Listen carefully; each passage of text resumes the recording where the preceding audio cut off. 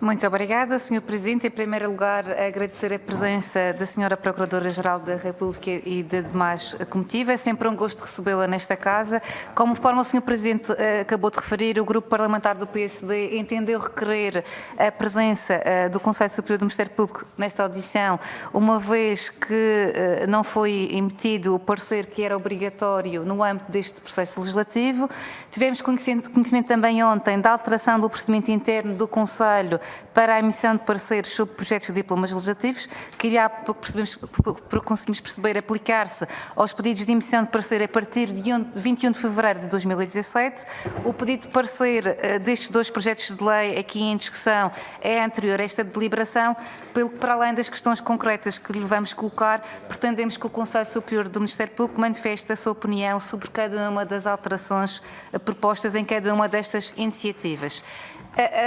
Antes de mais, referir que, em relação ao combate à violência doméstica, é naturalmente uma causa que une todos os deputados e, nomeadamente, todos os magistrados. Sabemos que, para além das vítimas diretas, as crianças são também, muitas vezes, elas próprias testemunhas da violência entre os pais. O superior interesse da criança norteia também, como sabemos, o regime jurídico da regulação das responsabilidades parentais. Os dois projetos de lei em apreço pretendem introduzir alterações ao regime jurídico das responsabilidades parentais e da atribuição de alimentos em situações de violência doméstica, sobre o propósito de conferir maior proteção às crianças. E, para nós, o que está neste momento em discussão são as propostas concretas constantes destas duas iniciativas, ou seja, perceber se as alterações propostas são ou não necessárias e adequadas, saber se as propostas são inovadoras ou redundantes. Passando às questões, as questões que suscitam desde já maior reserva ao Grupo Parlamentar do PSD são as seguintes. Em primeiro lugar, entendemos que poderemos estar aqui perante um risco de instrumentalização do processo penal na alienação parental, que, como nós sabemos, é uma nova tendência nos sistemas jurídicos mundiais, digamos assim, a utilização deste critério da alienação parental, situações em que um dos progenitores utiliza uma condição, muitas das vezes falsa, de vítima para afastar o outro progenitor filho e, portanto, achamos que é preciso perceber a opinião aqui do Conselho Superior do Ministério Público sobre se existe ou não este risco de extremalização destes projetos de lei em relação à alienação parental, porque sabemos que o contexto que nos inserimos nestas medidas é um contexto de conflito parental que é propício para a existência de falsas denúncias de violência doméstica e de abuso sexual. Chamamos a atenção a este aspecto para o projeto de lei do PAN, que pretende desencadear um mecanismo de regulação urgente do exercício de responsabilidades parentais pela mera constituição de arguido pela prática de crime de violência doméstica, e chamamos também aqui à colação o parecer do Conselho Superior de Magistratura, que vou passar a citar, que também vai de encontro às preocupações do Grupo Parlamentar do PSD, ao dizer que não se deve deixar de tomar em consideração que a associação de efeitos automáticos à mera constituição de arguido pela prática de um crime poderá levar à instrumentalização do processo penal. Os diferentes responsabilidades parentais são caracterizados por uma excessiva conflitualidade, em que são detectadas acusações infundadas com o objetivo de assegurar vantagem na disputa familiar. Portanto, esta questão de saber ou não se há instrumentalização do processo penal na questão da alienação parental é uma questão que para o PSD é muito importante. Partilhamos, no entanto, as preocupações, não é,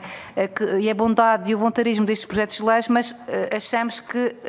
se não houver aqui algum cuidado, os efeitos poderão não ser os desejados e poderão ser perversos. Portanto, em relação a esta questão da instrumentalização do processo penal em relação à alienação parental,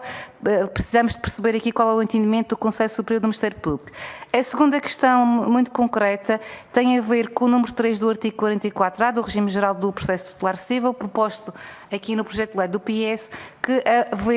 no entender do Grupo Parlamentar do PSD, poderá ser entendido como inconstitucional por violação do princípio da legalidade. A norma proposta para nós é perigosa porque permite que o juiz criminal possa aplicar, mesmo que o crime em causa não o permita, uma pena acessória de limitação ou inibição do exercício de responsabilidades parentais. Trata-se, portanto, a nosso ver, de uma norma que não permite precisar os casos em que pode ser aplicada essa pena acessória. Por isso, parece violar-se aqui o princípio da legalidade, porque não há uma suficiente razão e garantia de certeza e segurança quanto aos casos em que se aplicará essa pena acessória, violando-se, naturalmente, como juristas conhecemos, o nulle crimen, nulle pena, sine lege certa, ou seja, não consideramos que está salvaguardado o princípio constitucional neste número 3 do artigo 44, linha A do RPTC. Também há aqui um parecer também que nós tivemos acesso da Procuradoria-Geral da República, que também comunga esse entendimento em relação a esta norma, que também passa a citar. Trata-se, a nosso ver, de norma cuja natureza é claramente sancionatória e, portanto, fora de qualquer possibilidade do contexto sistemático no âmbito do RGPTC. Portanto, a posição do Conselho Superior do Ministério Público sobre esta questão específica do artigo número 3 do artigo 44A, também gostaríamos de saber qual é. Em relação aqui à terceira questão, o grupo parlamentar do PSD também tem algumas reticências ao facto de se preverem em ambas as duas iniciativas o recurso a determinadas soluções legislativas dependentes da aplicação de medida de coação ou de penas acessórias, independentemente de haver ou não uma decisão transitada em julgado no âmbito penal. Nomeadamente, chamamos aqui a atenção para as alterações constantes do artigo 1912 do Código Civil, o número 4 do artigo 31 da Lei da Violência Doméstica e o número 4 do artigo 200 do Código do Processo Penal. Temos algum receio, como referimos, que esta antecipação da regulação das responsabilidades parentais, que não aguarda pelo trânsito em julgado das decisões penais, incluindo pelo trânsito em julgado da própria decisão penal condenatória, possa não salvaguardar devidamente os direitos do arguido progenitor, que poderá se ver nesta sequência privado de exercer responsabilidades parentais, mesmo quando ainda não haja uma decisão definitiva sobre as medidas ou sobre as penas acessórias que lhe foram aplicadas. Portanto, a questão que colocamos é se justificar-se-á esta opção legislativa. Em quarto lugar, e tomando também como boa aqui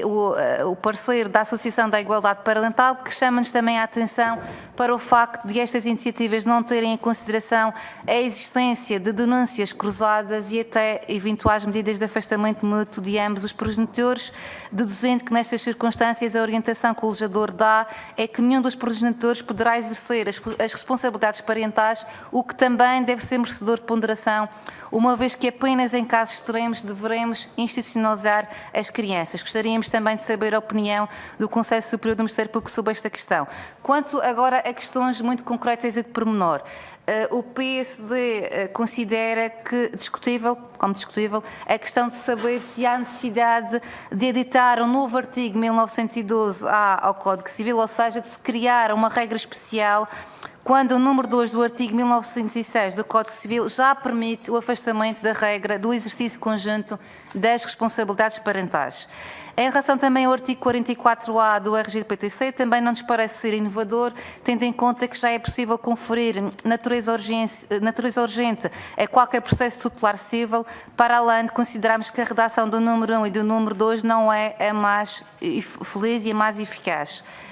Em relação ao dever de comunicação do Ministério Público, também achamos que este dever já resulta do artigo 37b e, portanto, em relação a estas questões muito concretas, também gostaríamos de saber a opinião e o parecer do Conselho Superior do Ministério Público. Percebemos com certeza a bondade destas medidas, destes dois projetos de lei, mas dada a complexidade das matérias em causa e a conflitualidade inerente a estas situações, julgamos que temos o dever de ponderar bem os efeitos das alterações em análise, porque uma má legislação, ainda que bem intencionada, poderá agravar, no entendimento do PSD, os conflitos entre progenitores e prejudicar o superior interesse da criança.